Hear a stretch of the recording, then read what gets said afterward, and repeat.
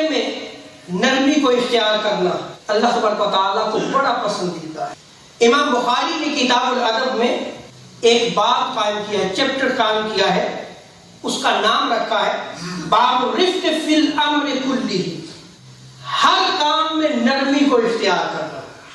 اس کے تحت امام بخاری ایک روایت نقل کرتے ہیں، سیدہ عائشہ صدیقہ رضی اللہ تعالیٰ عنہ بیان کرتی ہیں کہ یہود کی ایک جماعت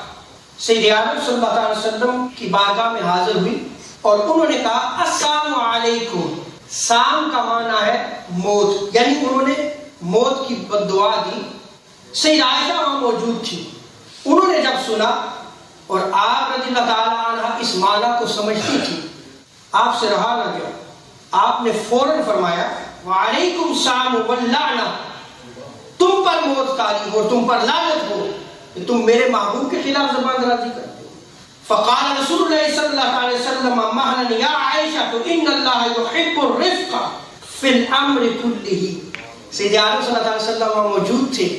تو سید عالم صلی اللہ علیہ وسلم نے سیدہ عائشہ صدیقہ رضی اللہ تعالیٰ عنہ فرمایا کہ عائشہ ٹھہر جاؤ، نرمی اختیار کرو، اس لیے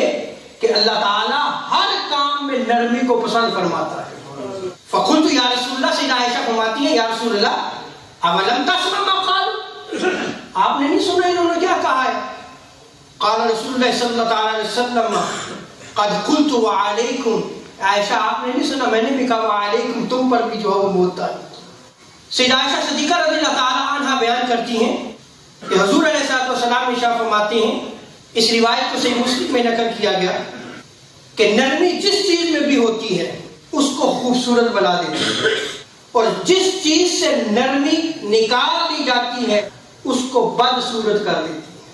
اور اللہ تعالیٰ کی عطا کے دروازے یاد رکھ لیں نرمی پر کھلتے ہیں، اس کی رحمت جو ہے وہ اس وقت برستی ہے جب نرمی کو اختیار کیا جاتا ہے، جب تاجدار کائنات صلی اللہ علیہ وسلم کے اس خلق عظیم کو جو نرمی ہے اختیار کیا جاتا ہے، رب تعالیٰ اپنی رحمتوں کے دروازے کھول دیتا ہے۔ سیدہ عائشہ صدیقہ رضی اللہ تعالیٰ عنہ فرماتی ہیں، اس روایت کو صحیح مسلم میں نقل کیا گیا،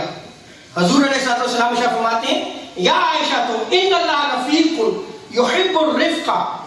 ویؤتی علی الرفق ما لا یؤتی علی العنف وما لا یؤتی علی ما سواہ، اللہ تعالیٰ رفیق ہے اور رفق اور نرمی کو پسند کرتا ہے، وہ نرمی کی وجہ سے اتنی چیزیں عطا فرماتا ہے جو سختی کی وجہ سے یا کسی اور وجہ سے عطا نہیں فرماتا۔